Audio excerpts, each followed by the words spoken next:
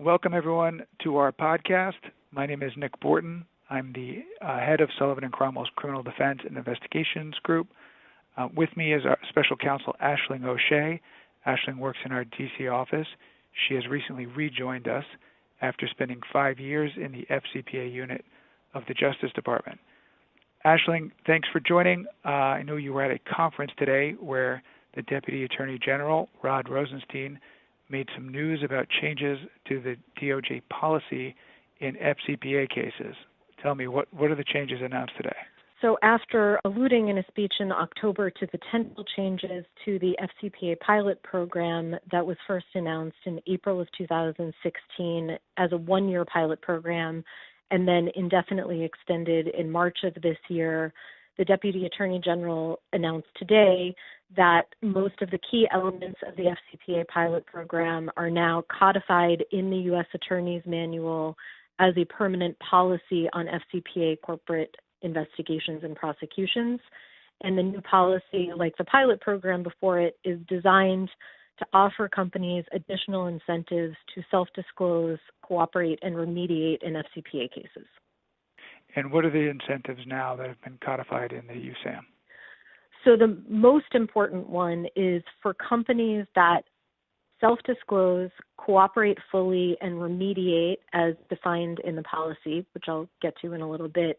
There is a presumption that that company will receive a declination, which is essentially the department saying, we are not going to prosecute you here. However, a company would still be liable for any forfeiture, restitution, or disgorgement, which are all separate obligations under the sentencing guidelines. But it means in a case where there could otherwise be a corporate guilty plea, deferred prosecution agreement, or non-prosecution agreement, the government is agreeing to just walk away, essentially. Yeah. Well, those are important limitations, but there were others too, right, that Rosenstein noted. So the policy provides a carve-out that certain aggravating factors related to the nature and seriousness of the offense might make a company ineligible to receive a declination under the presumption, and those include the involvement of senior management, which is a really important limitation, the amount of the profit the company earned in relation to the misconduct, and the pervasiveness of the misconduct within the organization. There is also a carve-out for criminal recidivists, and in cases where the presumption of declination is not applicable, the policy provides that companies that self-disclose, cooperate, and remediate can receive a reduction in fine of 50% off the bottom of the sentencing guidelines fine range, although in his remarks, the Deputy Attorney General said that this 50% reduction might not be available for recidivist companies. So those carve-outs can be pretty broad and broadly interpreted. You could see how they could, to some degree, swallow up this presumption. I think that's right, particularly if you're dealing with parent versus subsidiary level conduct. I think there have been relatively few DOJ corporate prosecutions where there isn't senior management level conduct at least the subsidiary level, and the policy doesn't define the distinctions between parents and subs for the applicability of the policy. So on the whole, what are some of the key takeaways you see from this change in the policy?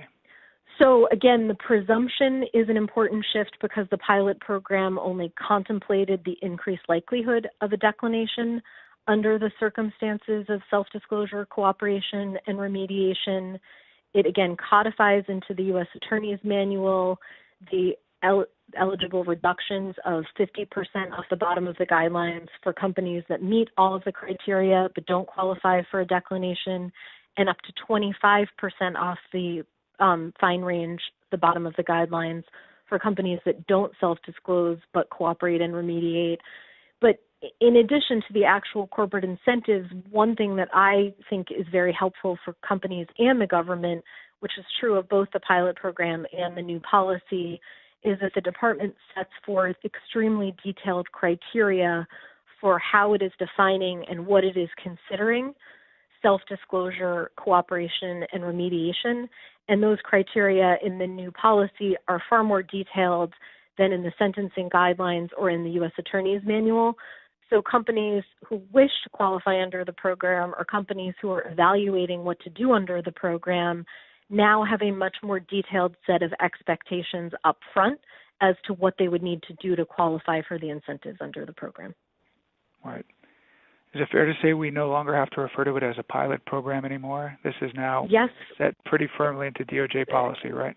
Yes, it is in the U.S. Attorney's Manual. It is policy. Over the course of the conference today, we were all having a hard time no longer referring to it as the pilot program, but I think it is safe to say the pilot stage has ended.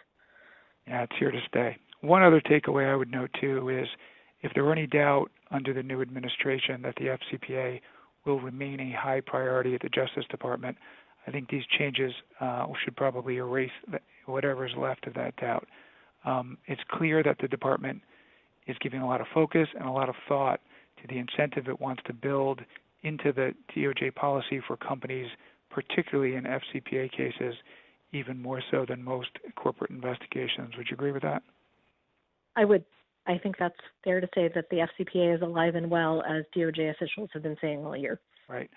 So obviously some open questions, and it'll remain to be seen just how this policy gets implemented. But I want to thank everyone for joining us.